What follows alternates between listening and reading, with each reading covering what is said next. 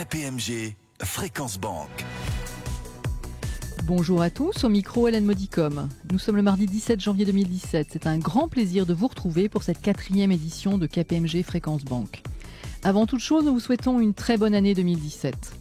À mes côtés, Sophie Sautil, associée en charge du département réglementaire bancaire au sein de KPMG France. Bonjour Sophie. Bonjour Hélène, bonjour à tous. Au sommaire de cette émission, de l'actualité prudentielle avec d'une part la réforme du secteur bancaire initiée par la Commission européenne à la fin du mois de novembre et d'autre part les dernières recommandations de l'autorité bancaire européenne applicables pour certaines dès la clôture 2016.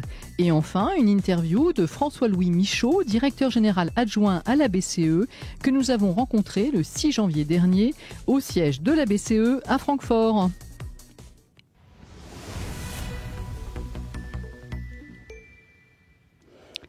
Ouvrons ce journal par l'actualité de la Commission européenne. Le 23 novembre dernier, des mesures ont été présentées pour renforcer la résilience des banques de l'Union européenne. Peut-on donner, Sophie, à nos auditeurs quelques éléments de contexte ? Ce qu'il faut bien avoir en tête, c'est que ces réformes sont la déclinaison européenne des propositions émises par le comité de Bâle. Elles concernent principalement les exigences en fonds propres des banques. Naturellement, ces projets de réforme vont modifier les textes législatifs existants, à savoir le règlement CRR et la directive CRD4 adoptée en 2013, mais aussi la directive relative au redressement et à la résolution des banques, dite BRRD, et le règlement établissant le mécanisme de résolution unique, tous deux adoptés en 2014. Attention, ces propositions ne couvrent pas les revues du risque de crédit, du risque opérationnel, ni le floor du capital, autrement dit BAL 4. BAL 4 d'ailleurs, dont la finalisation est reportée, comme l'a annoncé le communiqué du comité de Bâle du 3 janvier dernier. Alors à ce jour, nous ne connaissons pas encore la date d'adoption de BAL 4. Alors revenons à la révision de BAL 3 en cours d'adoption au niveau européen. Quels sont les points essentiels à retenir ? Parmi les nombreuses mesures proposées par la Commission européenne, nous retiendrons premièrement des exigences en fonds propres plus sensibles au risque, comme par exemple celles qui portent sur le risque de marché avec l'expected shortfall en lieu et place de la VaR. Et deuxièmement, un renforcement des exigences en matière de grands risques, avec d'une part pour toutes les banques, une base de fonds propres désormais limitée au seul Tier 1 et d'autre part pour les banques systémiques, l'abaissement du plafond d'exposition entre elles de 25 à 15% de leur Tier 1. À noter que les établissements vont devoir également déclarer toutes les contreparties sur lesquelles ils ont une exposition supérieure à 300 millions d'euros, même si celles-ci ne dépassent pas 10% de leurs fonds propres. Alors Sophie, on vient de parler de renforcement des exigences. À l'inverse, y a-t-il des mesures qui vont vers un assouplissement des règles bancaires ? Oui, Hélène, il y en a plusieurs. J'en citerai 3. Tout d'abord, l'introduction du principe de proportionnalité dans l'application des règles CRD4. Alors l'objectif étant là d'alléger les exigences prudentielles pour les établissements non cotés et de petite taille. Puis l'étalement sur 5 ans de l'impact de la première application d'IFRS 9 sur les fonds propres prudentiels. Et enfin, la convergence du ratio MREL vers le ratio TILAC. Sophie, en préparant cette émission, j'ai compris qu'au-delà de ces différents ajustements, des niveaux de ratio cibles ont également été définis. Tout à fait. Le ratio de levier est fixé à 3%, et ce pour empêcher les établissements d'accumuler un levier excessif. Et le ratio de liquidité long terme, dit NSFR, est fixé à 100%. L'objectif de ce ratio, on le rappelle, c'est d'avoir une meilleure cohérence entre les financements et les refinancements à court et long terme. Et maintenant, quelles sont les prochaines étapes ? On attend encore l'accord du Conseil et du Parlement européen courant 2017 en vue d'une adoption de ces mesures fin 2017, début 2018, avec sans doute une entrée en vigueur progressive à partir de 2018.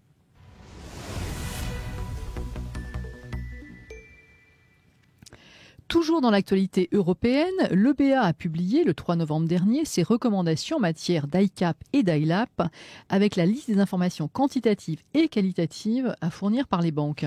À cette occasion, l'EBA rappelle que l'ICAP et l'ILAP doivent être cohérents avec le modèle d'activité de la banque, son profil de risque, sa taille, sa complexité et être pris en compte dans la gestion interne des risques. L'EBA précise également que l'ICAP et l'ILAP doivent faire l'objet de projections dans le temps pour estimer l'évolution des ratios et garantir l'adéquation du capital et des réserves de liquidité dans la durée. Alors, projections, justement, qu'est-ce qu'on en attend de ces projections? Ces projections doivent produire des résultats raisonnables. La banque doit pouvoir justifier de ses hypothèses en lien avec les risques à couvrir et expliquer les écarts observés entre, d'une part, les exigences réglementaires en matière de capital et de liquidité et, d'autre part, son ICAP-ILAP. Et on précise qu'il est recommandé aux établissements d'appliquer ces guidelines dès l'exercice 2017. Autre actualité importante de l'EBA, la publication le 14 décembre dernier de ses orientations définitives en matière de pilier 3.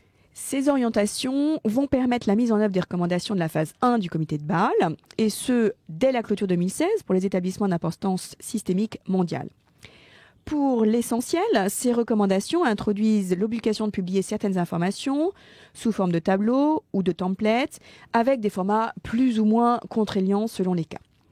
Et là, il ne faut pas sous-estimer la tâche, sachant que certains sont à produire dès l'exercice 2016, comme par exemple ceux relatifs aux risques de contrepartie, aux risques de crédit et de marché, et que d'autres, à l'inverse, sont à produire un peu plus tard, au titre de l'exercice 2017. Et donc, il faut s'y préparer rapidement, car même si la plupart de ces données sont déjà disponibles au sein des banques, il faudra qu'elles s'organisent pour industrialiser leur collecte et mettre en œuvre le contrôle interne approprié et un contrôle interne de qualité équivalente à celui en lien avec l'information financière. Oui, Hélène, car il est important de préciser qu'à terme, ces données devront être attestées par un dirigeant de la banque et que cette attestation devra être communiquée au marché. Mais Sophie, rassurez-moi, toutes ces nouvelles informations ne seront pas à produire par toutes les banques. Si, Hélène, toutefois, le nombre de tableaux va varier selon la taille de la banque, selon ses activités, son niveau de risque et ses méthodes de calcul de ses exigences de fonds propres. Autrement dit, le principe de proportionnalité et de matérialité s'applique ici aussi. Merci Sophie pour toutes ces informations et je vous retrouve dans un instant avec notre invité.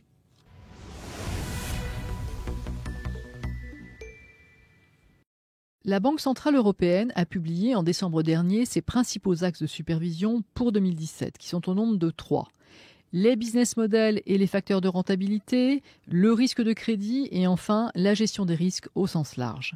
C'est pour cette raison que nous avons choisi d'interviewer aujourd'hui, vendredi 6 janvier 2017, au siège de la BCE à Francfort, François-Louis Michaud, directeur général adjoint de la DG4, qui va nous apporter son éclairage. Bonjour monsieur. Bonjour madame, bonjour à tous. Avant de rentrer dans le vif du sujet, un peu de macroéconomie. Après la grande crise financière de 2007-2008, après la crise grecque, après le Brexit, après les élections américaines de novembre dernier, quels sont aujourd'hui les grands enjeux des banques européennes ? Les banques européennes continuent à évoluer dans un contexte qui est celui de la reconstruction après les différentes crises qu'elles ont vécues depuis 2007-2008. Les banques vont mieux, elles continuent à opérer dans un environnement qui est risqué. D'un point de vue macroéconomique, parce que les taux sont bas, parce que la croissance est faible, même si les conditions macroéconomiques se sont améliorées dans toutes les régions du monde. Mais les banques sont confrontées à ces taux d'intérêt qui sont très bas et elles ont aussi parfois des portefeuilles risqués, des activités risquées qui continuent à leur poser des problèmes. Donc en fait, on a 3 sortes de considérations à prendre en compte quand on regarde les banques européennes aujourd'hui. D'une part, tous les risques liés au contexte macroéconomique et financier dans lequel elles opèrent, qui pèsent sur leur rentabilité, qui peuvent faire émerger de nouvelles créances douteuses, etc.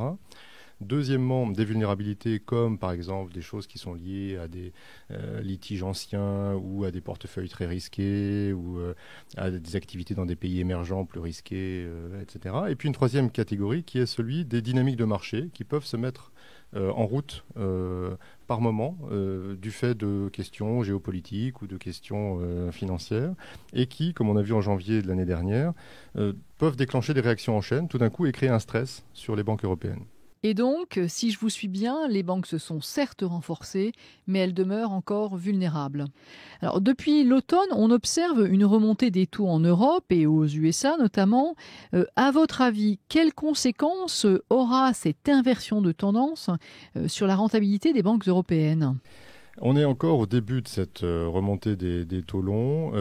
Pour le moment, la remontée est graduelle. Donc on a plutôt tendance à penser que cette repentification de la courbe est positive. Les banques se sont plaintes depuis un certain nombre de trimestres d'une courbe de taux trop plate, durablement plate, qui leur posait un problème de marge de taux d'intérêt. La crainte qui pourrait émerger est évidemment celle d'une remontée très forte, une repentification très forte de la courbe qui remettent en cause tout un certain nombre d'hypothèses de modélisation du risque de taux par les banques et qui soit une sorte de choc sur leur gestion du risque de taux. Une remontée des taux qu'il faudra donc surveiller.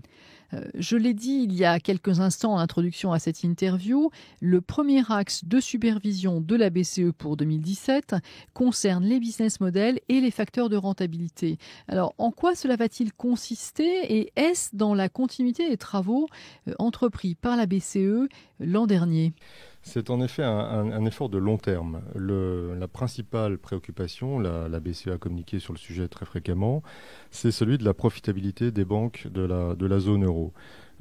Pourquoi ? Parce que, encore une fois, elles opèrent dans une économie qui n'est pas la plus vigoureuse du monde et parce que elles ont aussi, pour certaines d'entre elles, des stocks de créances douteuses très élevés ou dû faire face à des difficultés pendant la crise. Donc elles ont un problème de rentabilité et donc pour nous et pour elles, la question c'est de savoir quel est le bon business model, quelles sont les futures sources de la rentabilité, quels sont les métiers sur lesquels elles doivent se positionner à long terme de façon convaincante, de façon à persuader les marchés que c'est bien d'acheter leurs dettes, leurs actions, etc. Donc cet effort pour nous est important. On le fait en essayant de mieux comprendre la structure de rentabilité des banques à partir des travaux récurrents, du reporting, etc., mais aussi à partir des prévisions que les banques elles-mêmes font de leur rentabilité.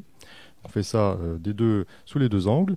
Et pour ce faire, tout simplement, on a à la fois construit des outils en interne d'analyse des revenus des banques, de comparaison entre les banques, des outils de benchmarking, dont on dote nos équipes de supervision en direct, qui ensuite vont en parler avec les banques et essayer de comprendre avec elles ce qui fait la source de leur rentabilité, quelle est leur stratégie, comment elles cherchent à la faire évoluer. C'est un effort à long terme qui nous a déjà appris beaucoup de choses l'année dernière, qui va continuer à nous en apprendre l'année prochaine, et que les banques elles-mêmes, je crois, sont contentes de nous voir faire parce que c'est une manière pour elles de nous faire mieux comprendre leur activité et donc d'une certaine manière de nous permettre d'avoir un diagnostic prudentiel qui soit plus représentatif de leur réalité. Un effort de transparence et de pédagogie de la part des banques. La seconde priorité de la BCE porte sur le risque de crédit. Les banques françaises sont-elles concernées par le risque de crédit ? On a des situations très différentes, mais le risque de crédit est une préoccupation pour tout le monde. Les créances douteuses ne sont pas le problème principal des banques françaises, c'est très clair. Pour autant, les banques françaises, comme d'autres, ont des poches d'activité. Ça peut être le shipping, ça peut être l'immobilier, même si l'immobilier aussi en France se porte plutôt bien, qui méritent d'être examinées avec soin. Dernier sujet important sur le risque de crédit, c'est celui des normes comptables, avec l'entrée en vigueur à très court terme de IFRS 9.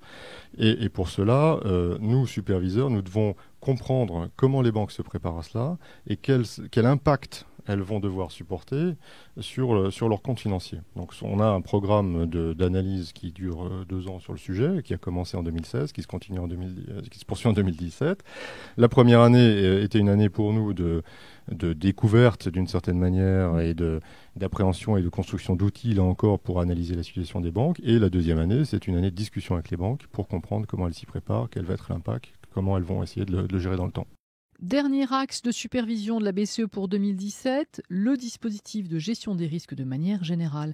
Alors, quelles sont les priorités de la BCE dans ce domaine ? 4 grands thèmes principaux pour nous dans ce domaine. D'abord, c'est celui des systèmes d'information.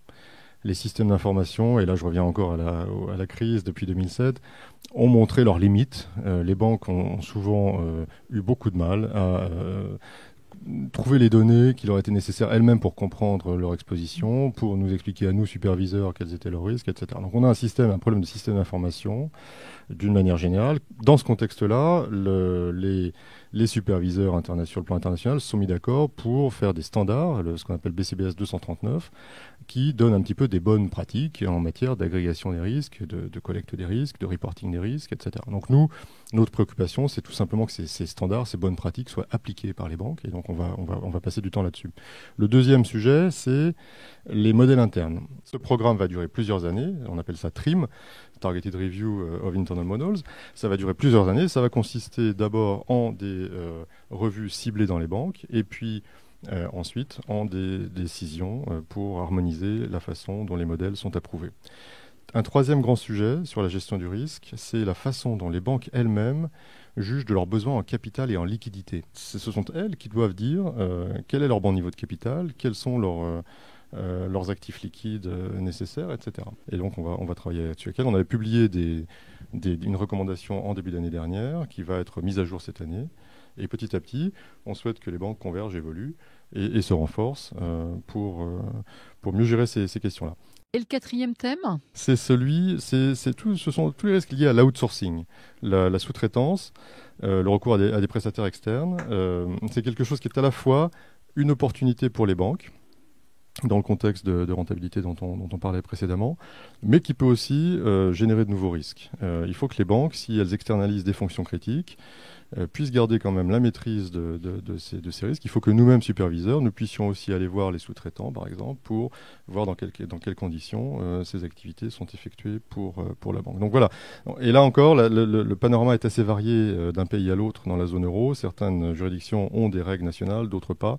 Donc il y a un double effort à faire pour la BCE. D'une part, appliquer le mieux possible les règles nationales qui existent et puis compléter parfois ces règles quand elles n'existent pas pour que toutes les banques soient sur le même pied d'égalité. Monsieur Michaud, merci beaucoup pour vos éclairages. Merci à vous.